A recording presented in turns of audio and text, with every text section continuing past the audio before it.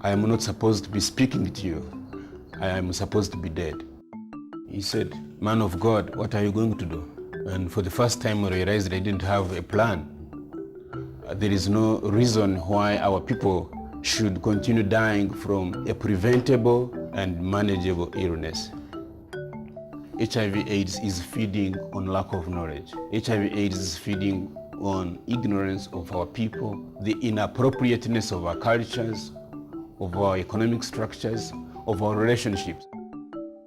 I always tell people that HIV/AIDS is not just a disease. It is a symptom of things that have gone wrong in the way we relate to one another, in the way we trade with one another, and most importantly, in the way we love one another. It's not just my story that is important, but it's the lessons that can be learned from the story that are more important. So let's get together and encourage ourselves. Together we stand and fight until we reach. Again, together we stand and fight until we reach the end. The Reverend Gideon Byamugisha is a priest in the Church of Uganda. In 1992, Gideon, his wife and child were about to leave for Britain so he could pursue further studies. Unfortunately, his wife fell seriously ill. We took her to a clinic. The doctor diagnosed pneumonia and then said, I'm going to treat her. It was a Friday. Bring her back for review on a Tuesday. On Tuesday morning, we were the first to reach the clinic. And as my wife lay waiting for the doctor, we were conversing. And then she told me, Gideon, the doctor is delaying to come. We reached here at 8, now it's coming to 10. Why don't you check and find out what is happening? As I made about 5 steps to go to check on the doctor, I heard people crying. When I turned back, it was my wife dying. So the last words I heard ever from Canon, my late wife, was, why don't you check on the doctor? It was a painful process at that time. And we went in the village and buried, and then I came back. I had exams to finalize. Thank God I passed them with a first class, and I was the theological college said I could remain lecturing in the theological college. Around September, that was April 30th, around September, my sister-in-law came to me with some shocking news. I tried to help him remember of what we went through with the Canon and how she passed very quickly. And then I remembered him. I tried to go back on the issue of that clinic and the tests which were taken. And I said, well, when I passed there after burial, I said, these are the results which I got from the clinic. I handed them over to him. I didn't want to tell him it was this. So I gave him the paper himself, and he looked at it and read it. And he just said, I can't believe this. And he burst out and cried. You can imagine what happened to me at that time. I was still grieving on the death of my wife, and now there is another even more gruesome news that my wife died of HIV/AIDS. It was a shocking news to me. Dying of HIV/AIDS? My wife? You mean I could also be positive? A born-again Christian? A priest? It was so shocking. But I remember the words Eunice told me after he saw the confusion that was in my eyes and in my face. He said, Gideon, I am giving you shocking news. I'm sorry about that, but I want to assure you that you are still loved and we will support you.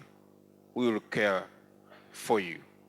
Probably, brothers and sisters in North Mid Church, those could be the greatest words people living with HIV/AIDS among you or in your family or in your community really need, even before you talk about money. The assurance that they are still loved.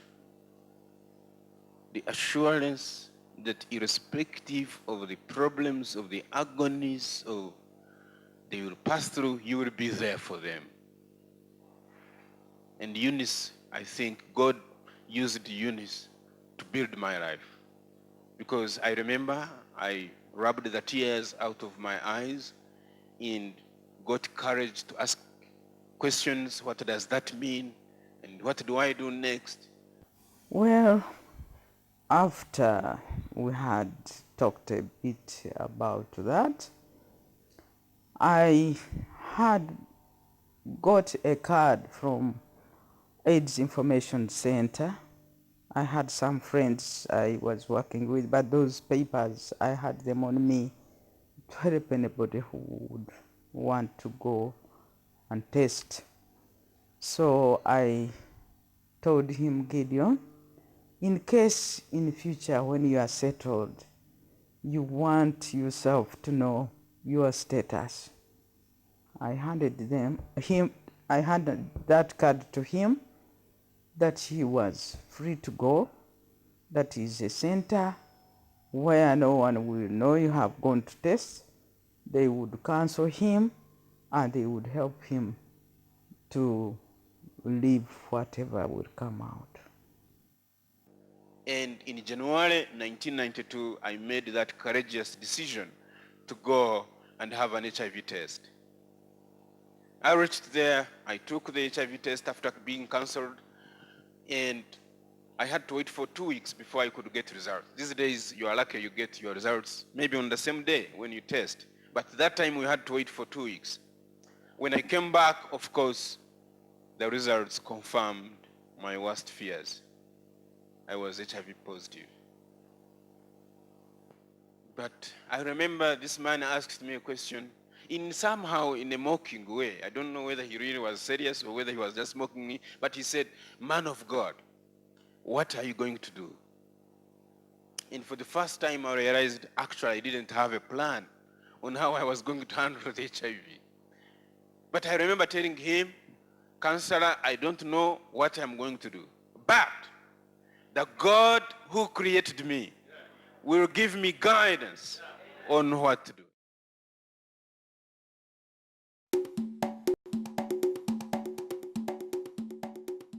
The first challenge I had was, do I keep quiet with this information or do I tell people? I had the choice of keeping quiet, but I was saying, now you are a leader, you are a lecturer, you are a pastor. How do people say, "How are you?" and you say, "I am fine," when actually I'm not fine? How do you tell people to pray for you for general prayers when actually you have something you could be prayed for very specifically? And so I made a decision that however painful it will be, I will tell people, I will share about my status. The people I first told said, "Well, we will support you, but don't talk about it." I said, "But now the way I have talked about it to you is the way I want to tell others." Brothers and sisters, if you could be positive here or you have a friend who is positive, let not society box you because the society wants to be happy at your expense. If you feel it is the right thing to do, to tell people to be open, do it. Don't be boxed into that. So I continued sharing to my brothers, my family, my church leaders, but fortunately, everyone I told, they said, "Thank you for being very honest, and we will give you the support you need." I was in office and he came, and when I saw his face, I knew something had gone terribly wrong. So I got a place where we sat, and before we started talking, he said, "Let's pray." So we prayed. I was really keen on marking every word he was using in prayer. And I knew that he was going to tell me very bad news, starting from the prayer. So after the prayer, he said, my brother, he held my hands and said, you know, my brother, I'm HIV and AIDS positive. And I've just got the results. So it's a problem. Long we will not be together. I felt like they had poured ice on me. I felt like I could, actually I thought it was like a dream. It was like, it is not true. But I said, you know, pick the courage, be strong. This is a problem that has come, since it has already come to us and to our family. Let us accept it as a problem. But for me, I think what I can do is to continue giving you the love, and where possible, the care if you think you need some treatment. Even as his family accepted him, Gideon had to learn to accept himself and deal with the stigma associated with being HIV positive. Now, two experiences I have learned in this. To defeat stigma, you have to use a two-forked method. You have to defeat self-stigma. Stigma that is not coming from your friends or from your workmates or from your village, but from your imaginations of what people are talking about you. Maybe they think I'm promiscuous. Maybe they think, you know, and you stigmatize yourself. So even when people are whispering on their own things, you tend to think they are talking about you. So the first step I did was to defeat that stigma. First of all, to realize that I'm not an accident on earth, that I am a product of God. Secondly, I am not the worst sexual offender in the whole world to deserve having HIV. So the stigma will be there, but if you make up your mind to say, I'm not willing to be stigmatized, people will respect your decisions. Someone asked me, how did you get the virus? I have three pints of blood in me. The headmaster who gave me the blood is dead. The wife is dead of HIV/AIDS. It could have been through blood. I have 300 injections in my body. Any one of those injections could have carried the virus. When I married, I didn't test for HIV. It could have been through sex. So I can't know how I got the virus. And it's not very important for me to know. What is important is, now that you are positive, how do you handle this disease?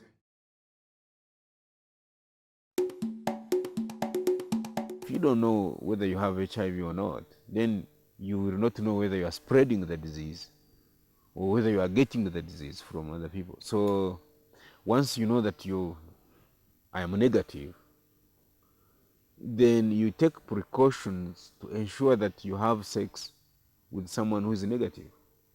Or if you must have sex with someone you don't know his status, then you do it in a way that you are sure will not bring risk. And if you know you are positive, again, it shows you how you can do your sexual life, how you can lead your sexual life in a way that does not expose others to infection. And that's very, very important in terms of breaking the transmission chain, the HIV transmission chain. Now, in terms of care and treatment, it's very important to know your status, because now once you know whether you need care. You know whether you need treatment. At what stage are you? If I'm positive, do I need treatment immediately? Can I wait? And how should the people handle me? All these are issues that you cannot solve unless you know your status. And then finally, realistic planning. You know, once you know your status, once you know you are positive, or once you know you are negative, there is a way it gives you realistic planning. There are some of the goals I need to change. There are some of the strategies I need to modify in line with my new situation of either being positive or being negative when I thought I was positive. I have benefited from knowing my status. I was one of those people who were gossiping and pointing fingers at people living with HIV.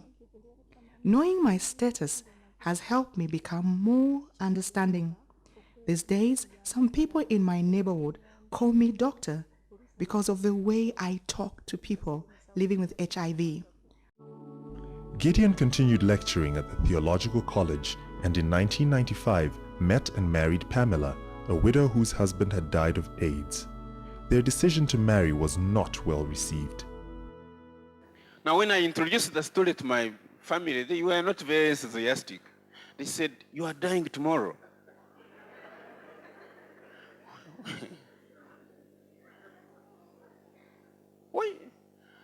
Why should you think of getting married? You are dying of tomorrow.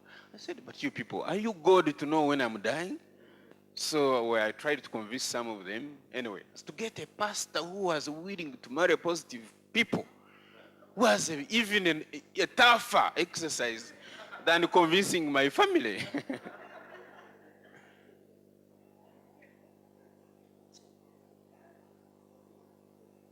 It was tough until one pastor said, "Gideon, I think you are talking sense. Even when you are positive, once you take precautions on what the doctor tells you, you can live a longer and happy life partner. So bring a confirmation letter from the parents that they agree, and me, I will wed you." Gideon and Pamela were married, and later that same year, Gideon applied for a job teaching at another theological seminary. Several relatives and friends knew about his HIV-positive status, but he was still not publicly open. Now he had to tell his bishop. Gideon, when I mentioned he was going to Namugongo to teach, when he came back to me after he had left. He came back to me and said, "Bishop, you want me to go to Namugongo to teach, but you don't know my status. I need to tell you my status." And here was Gideon explaining his position, his health position, that he was HIV positive. So when he mentioned, I told Gideon, we are here by the grace of God, and you are there by the grace of God. And so it's by that grace of God that we are what we are. And so I told him, "You are welcome into the diocese." He left his chair and came and prayed for me where I was seated and said, "Gideon, I think you have a calling, you have a ministry, and even this job I've given you of being a lecturer, why don't you leave it and start an AIDS program here? Because we also have this problem in the diocese." At the end of 1995, Reverend Gideon Byamugisha became the first Christian pastor in Africa to publicly declare he was living with HIV, the virus that causes AIDS. Another bold step in his process of openness, but not one that everyone should feel obliged to take. Being publicly open, I would consider it as a calling. And not everyone is called to that. What is very necessary after knowing your HIV positive status is what I call shared confidentiality. That you don't have to shout on the hilltops or on television or on the radio to say I'm positive. But at least the people who matter to you, the people who make your life good or better or best should know. Your family, your friends, your employers, your spiritual nurturers. These are people, who really matter into your life. So that value of shared confidentiality is very important. But then there are people like me, who realize that there are still so many misconceptions about HIV/AIDS. There are still so many things that are not right within the HIV/AIDS fight, who feel that if they disclosed who they were and what they are passing through, maybe it would help in strengthening the fight against AIDS. So those ones consider taking a step further to become publicly open. Reverend Gideon inspired me in several ways. First of all, by hearing about him, reading about him, talking about himself as a person living with HIV/AIDS, yet being a member of the church was a really great inspiration. So it helped me as a person. It also helped me a lot with my son, because my son is positive, and it took me time to disclose to him. So as I prepared him, for opening up and disclosing his cell status, many times I used to quote the example of Reverend Gideon. And he is really, his kindness, his care, his love, his support has been of great motivation to me. Gideon established a very active and successful church-based HIV/AIDS program in and around Kampala. This included the establishment of post-test clubs where people who have tested for HIV can come together to share with and support one another. These clubs also have income-generating activities to assist their members. As a result of his expanding ministry, Gideon has been able to help the church better understand some issues of HIV/AIDS, sex and sexuality. Now that is the confusion in Christian circles. There is people are confused about lawful sex and safe sex. And every time a person says I'm positive, positive equals unlawful sex. And unlawful sex means either outside marriage or before marriage. So you are condemned even before you speak. There is confusion between a spiritual message and a public health message. Now, one of the things that pain me as a priest is that I wed couples. Some girls who have taken trouble to abstain from sex for all their life. And on Saturday, we usually wed on Saturdays, I don't know here how, but on Saturday, when I lift my hands and say, now you have been faithful in little things, and God now has trusted you with bigger things, be fruitful, beginning with this night, and multiply. That night, the woman picks infection. That night. It really pains me. I've been crying to God to help people see that it doesn't mean that if you have not had sex before or outside marriage, then you are free from HIV. Or you are automatically saved from infection. No. This virgin gets lawful sex in marriage. But it is unsafe what? Sex. First day, first night, first sex, infection. In fact, there is more disturbing statistics. 61% of all positive women in Africa who are HIV positive have never had sex with more than one man. Have they waited? Yes. Have they been faithful? Yes. Are they positive? Yes. So in fact, there are some congregations where I say I'm positive, and then when it's question time, they say, Pastor, you have told us you are positive. Have you repented about it?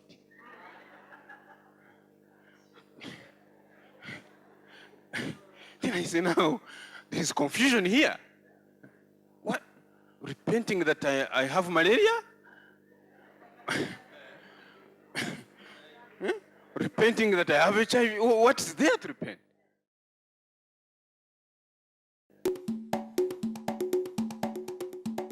And that is why I have been fighting the ABC message. It's a wrong message. Abstain. If you can't abstain, be faithful. If you can't be faithful, use condoms. Now, two problems there. The message implies that if I'm faithful, then I can't get AIDS, which gives me a false security. So that when I discover I'm positive, I curse God. I've been faithful for 20 years. How can I pick this virus? So the faithfulness is not it's a good message spiritually. But in terms of helping you not to catch infection, it's not a very important message. It becomes important only after abstinence you add on two things. Test for HIV, test your partner, and when the two of you are negative, remain faithful and guard against other routes of infection. That's the complete message from a pastor, from a counselor, from a teacher. But the other one is half-truth. Another problem with the ABC message is that it tends to imply that those who use condoms are the unfaithful ones. So these days I have problems. When I go to a shop, I say, can I have a packet of condoms? This woman selling condoms looks at me, looks at my collar.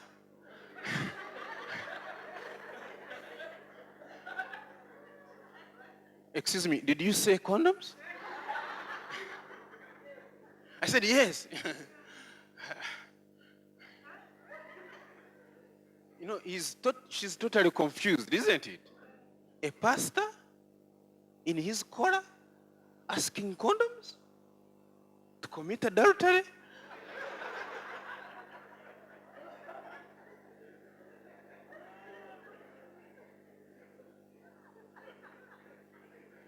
And he's very bored and, you know. So I begin an AIDS education in the shop. No, don't be shocked, you know. I'm a pastor, I'm living with HIV/AIDS, I'm married, you know, but the health people tell us that in order to avoid the reinfection, you need to use these condoms. Don't think that I'm going to commit adultery. My husband and I did not know anything about condoms, and we did not use them. We always thought they were used by prostitutes. Reverend Gideon taught us about condoms. He told us that if you use condoms to save your life, and not just for sleeping around, then it is not wrong. Because of what we had heard before, especially in church, we had always thought that condoms were immoral. Now, I know that if you have unprotected sex, even if you are married, you can reinfect your partner with the virus.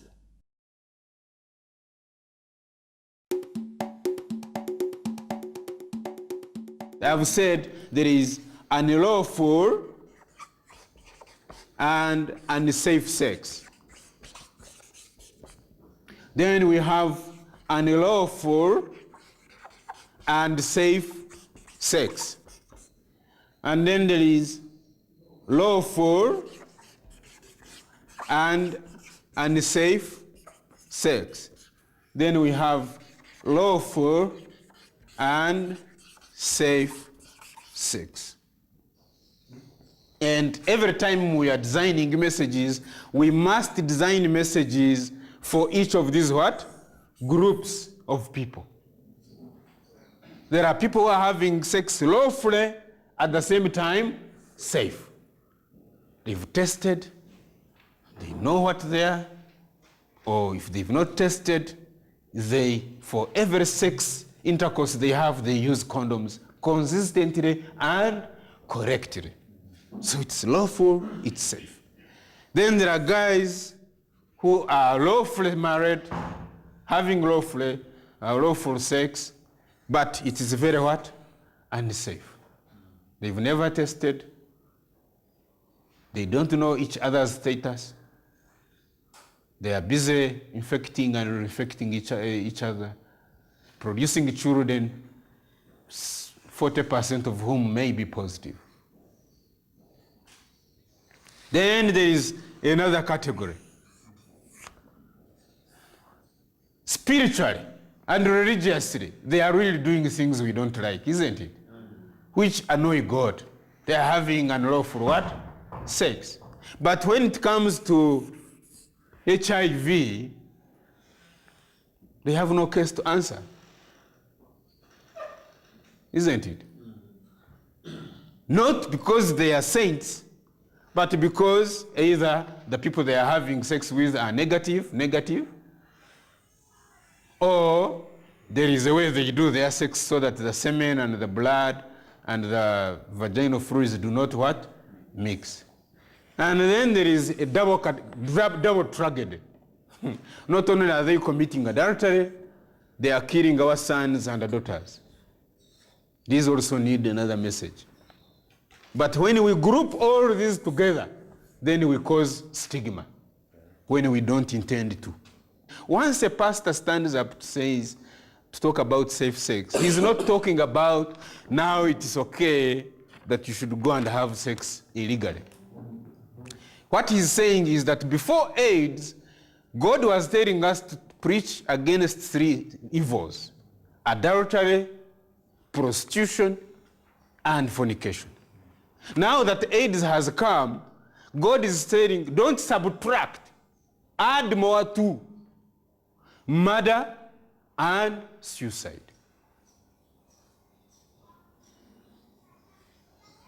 Even when you have paid dowry, even when you have been legally married, you don't have a right to kill someone's son or to kill someone's daughter. You don't have a right. Especially when there is information. You don't have a right to kill yourself. That's what the preacher is talking about. The God who says, thou shalt not commit adultery, is the same God who says, thou shalt not kill. Whether with a bullet, whether with a sword, whether with a slow death-causing organism called HIV/AIDS. After Gideon went public about his HIV-positive status, the demands on his time increased enormously. In to speak in churches and to attend workshops and conferences multiplied. He found himself traveling more and more, not only in Uganda, but internationally. At the same time, his health began to deteriorate. By 1998, he was critically ill and his doctors had given up on him. One act of God saved my life. My bishop woke up at midnight and wrote a letter to the Ministry of Health and said, if there is anything you can do to save this man, please, you do it, because we can't afford to lose this young man who is doing such a wonderful work for the Lord and for the church and for the country. In the Ministry of Health, officials saturated the letter among friends. I'm emphasizing this to give you the importance of having a support system of friends, of church leaders, of family members as a way of defeating HIV/AIDS. And one friend shared the letter, and this one shared this letter until it landed into the hands of a very kind lady in the US. So she began moving from house to house, asking patients who were using medicine, antiretroviral treatment, and they were no longer using it because of change of advanced medicine technology. You know, medicines are changing all the time. And so they would say, oh yeah, we have some. So she would pack the medicines in packs and then write the name Reverend Canon Byamugisha, and by then I was not a canon actually, which just write Reverend Gideon. And my doctors in Uganda would telephone me to come and pick the medicine. Tell you what, in 2 years, my weight had been restored back. I'm now 76 kilos. My CD4 count is 730.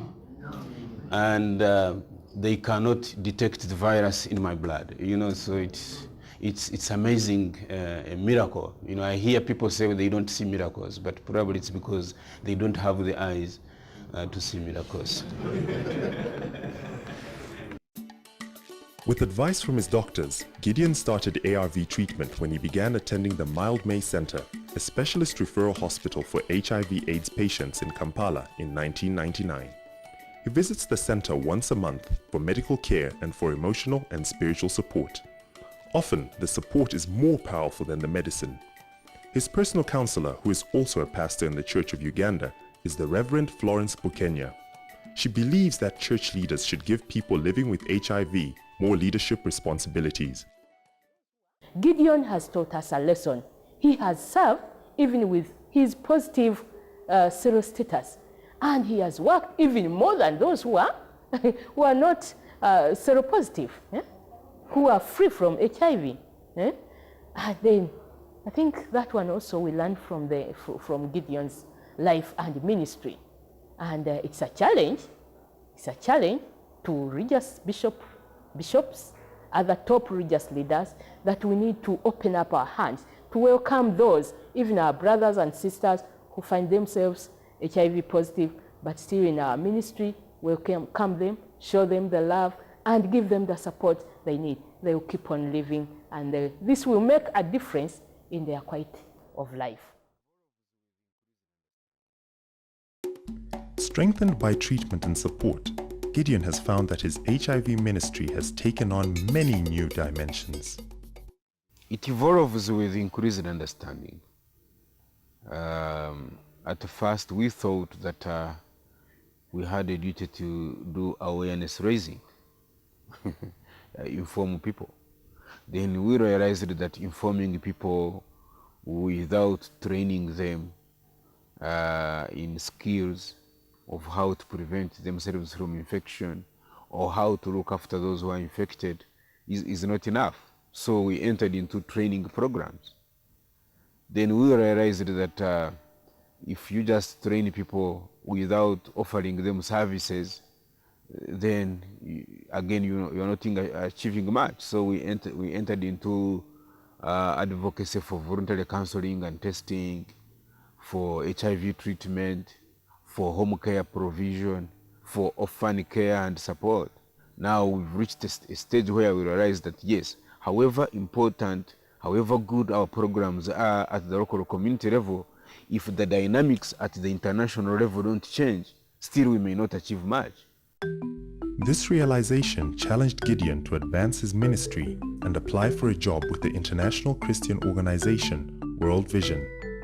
We knew that Gideon was living with HIV/AIDS, but that was not a major issue for us as an organization, because we have a policy that does not discriminate against anyone living with HIV/AIDS. He's been called by church groups in Europe, in Asia, in America, in Southern Africa. He attends UN meetings, and we thought just working for World Vision in Uganda was going to be too small for him. So we've expanded his area of operation.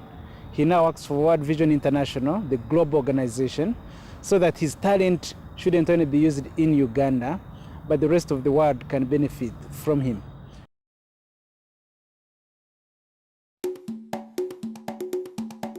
I think the biggest message that I see is not that one of judgment and condemnation, because the church was very quick to judge the rest who had HIV/AIDS as being immoral, as being wicked, as being God's judgment.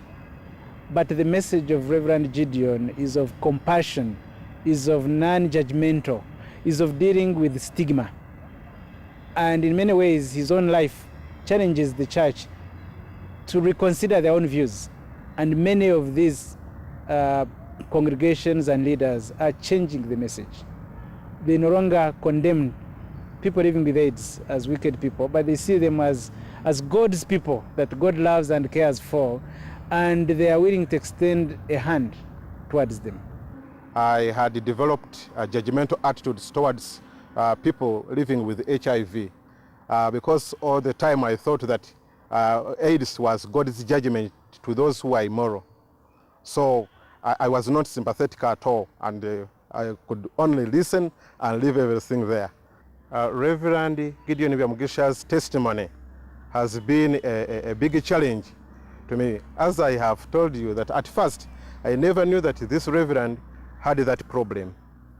But then, after some time, that's when he told us his testimony, and I was challenged.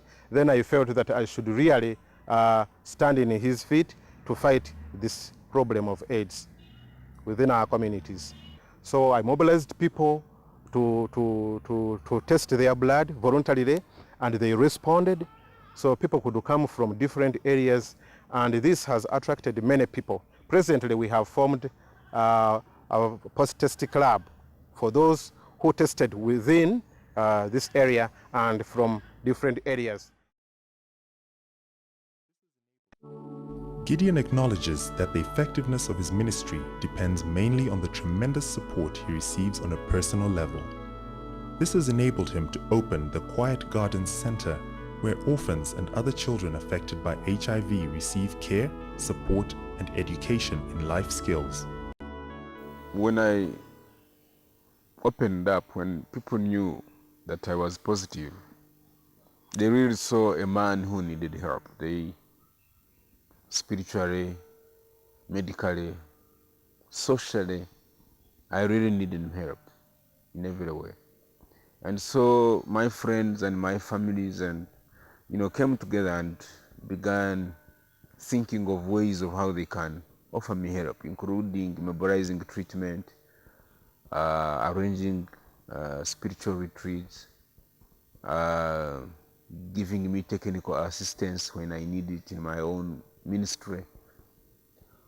And on the course of doing that, they came there was a barrier, there was a legal requirement that sometimes in order to do work which involves fundraising, which involves using public resources, you need to be a legal entity.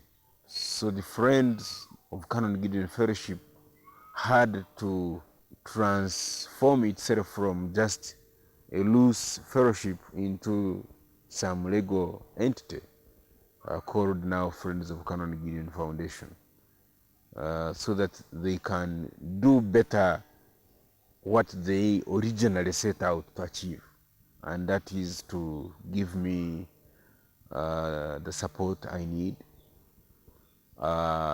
in all ways: medical, technical, social, economic, and spiritual, but also to ensure that the things and programs and projects I have initiated do not die off when I'm dead, that there is a continuity of the things I have started. For example, now we have what we call the African Network of Religious Leaders Living with HIV/AIDS.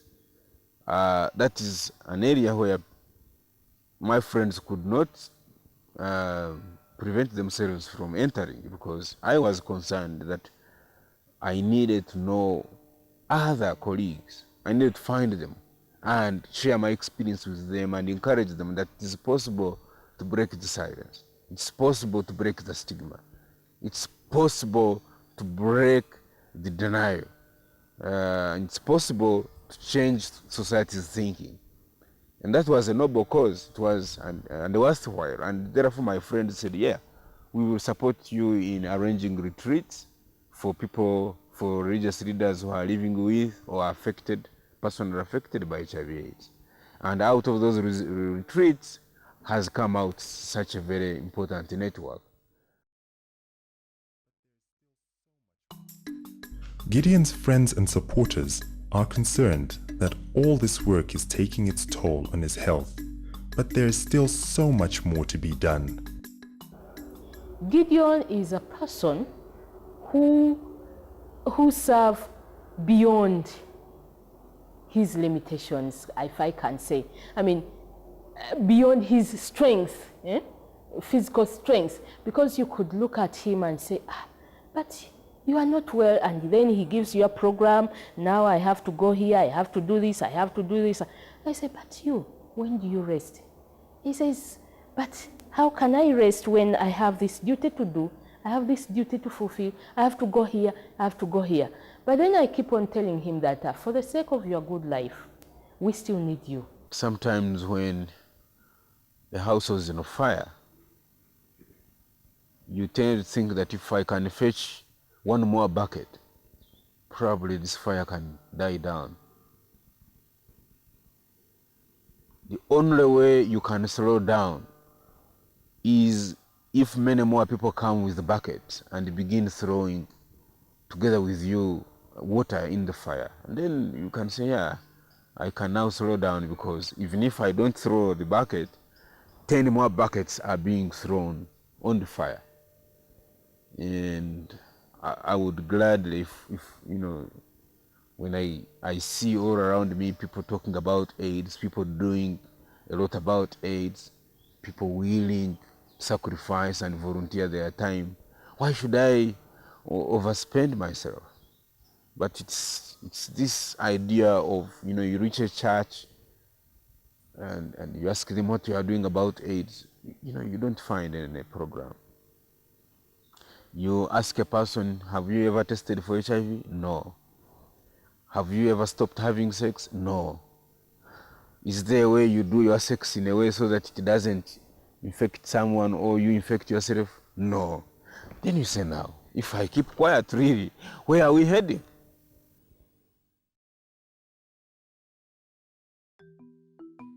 If I could share one message about AIDS, really it is that HIV/AIDS is preventable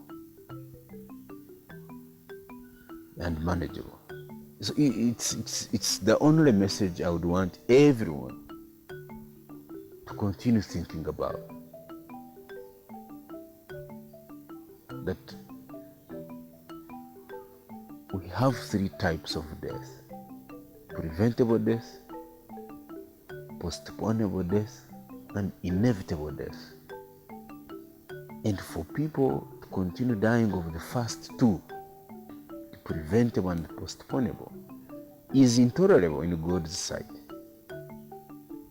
So each one of us should re-examine where we can put our efforts, our knowledge, our intelligence, our resources, our time and energy to ensure that we cooperate with God in bringing about a kingdom He has already willed.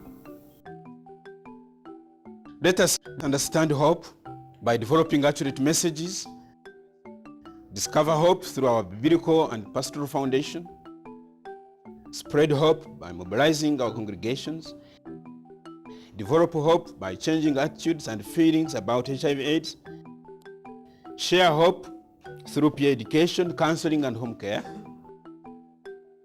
offer hope through counseling, practical support, and prayer, minister hope, not fear. And finally, my brothers and sisters, may the God of peace equip us with every good thing we need to do His will, and may He work in us that which is pleasing in His sight, to be the glory in the name of the Father, Son, and the Holy Spirit.